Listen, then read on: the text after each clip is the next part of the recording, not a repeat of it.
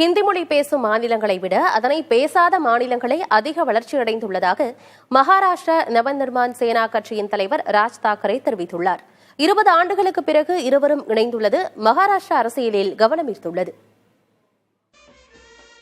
மும்பையில் நடைபெற்ற ஹிந்தி எதிர்ப்பு போராட்ட வெற்றி விழாவில் பேசிய ராஜ் தாக்கரே தன்னையும் தனது சகோதரர் உத்தவ் தாக்கரேவையும் ஒருங்கிணைத்ததன் மூலம் முதல்வர் பட்னாவிஸ் தனது தந்தை பால் தாக்கரே செய்ய முடியாததை செய்துள்ளதாக குறிப்பிட்டார். ஹிந்தி வெறும் 200 ஆண்டுகால வரலாறு கொண்ட மொழி என கூறிய அவர் இந்தி திணிப்பை ஒருபோதும் மராத்தியர்கள் ஏற்க மாட்டார்கள் எனவும் தெரிவித்தார். இந்தியாவில் ஹிந்தி மொழி பேசும் மாநிலங்களை விட அதனை பேசாத மாநிலங்களே அதிக வளர்ச்சி அடைந்துள்ளதாக சுட்டிக்காட்டிய ராஜ் தாக்கரே அப்படியென்றால் மூன்றாவது மொழிக்கு என்ன தேவை இருக்கிறது என கேள்வி எழுப்பினார். தொடர்ந்து பேசிய உத்தவ் தாக்கரே, நாங்கள் இருவரும் இனி ஒன்றாக இருப்பதற்காகவே தற்போது சேர்ந்துள்ளோம், இது வெறும் ஆரம்பம்தான் என கூறினார்.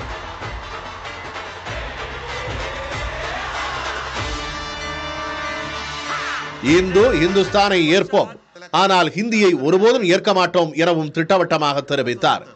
இந்தியாவில் பல மன்னர்கள் ஆட்சி செய்த போதும் அவர்கள் தங்களது மொழிகளை மக்களிடம் திணிக்கவில்லை. மாறாக ஹிந்தியை பாஜக அரசு மாநிலங்கள் மீது திணிப்பது ஏன் எனவும் வினவினார்.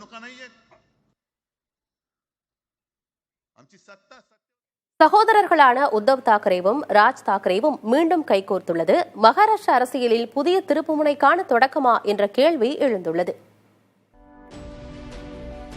மகாராஷ்டிராவில் மிக பெரும் கட்சியாக திகழ்ந்த சிவசேனா 2005ஆம் ஆண்டு உடைந்தது. தனது அரசியல் வாரிசு மகன் உத்தவ் தாக்கரே என அறிவித்தார் கட்சியின் நிறுவனர் பால் தாக்கரே. இதனால் கோபித்துக் கொண்டு தனி கட்சி தொடங்கினார் பால் தாக்கரேவின் தம்பி மகன் ராஜ் தாக்கரே. மகாராஷ்டிரா நவநிர்மாண் சேனா என்ற இவரது கட்சி குறிப்பிடத்தக்க வெற்றி எதையும் பெறாவிட்டாலும் அம்மாநில அரசியலில் முக்கியத்துவம் மிக்கதாகவே விளங்கியது. 2022ஆம் ஆண்டு சிவசேனா மீண்டும் இரு பிரிவுகளாக உடைந்து ஒரு பிரிவு உத்தவ் தலைமையிலும் மற்றொரு பிரிவு ஏக்நாத் ஷிண்டே தலைமையிலும் இயங்கி வருகின்றன. உத்தவிடம் இருந்து பிரிந்த ஏக்நாத் ஷிண்டே பிரிவு வலுவானதாக மாறி ஆளும் கூட்டணியில் முக்கிய இடம் பிடித்துள்ளது. இந்நிலையில் உத்தவ் சிவசேனா பலவீனம் அடைந்து விட்டதாக கருதப்பட்ட நிலையில் மராத்தி மொழி பிரச்சனை அதற்கு புத்துயிர் கொடுத்துள்ளது. 20 ஆண்டுகளுக்கு முன் பிரிந்த சகோதரர்கள் உத்தவும் ராஜுவும் தற்போது கைகோர்த்துள்ளனர்.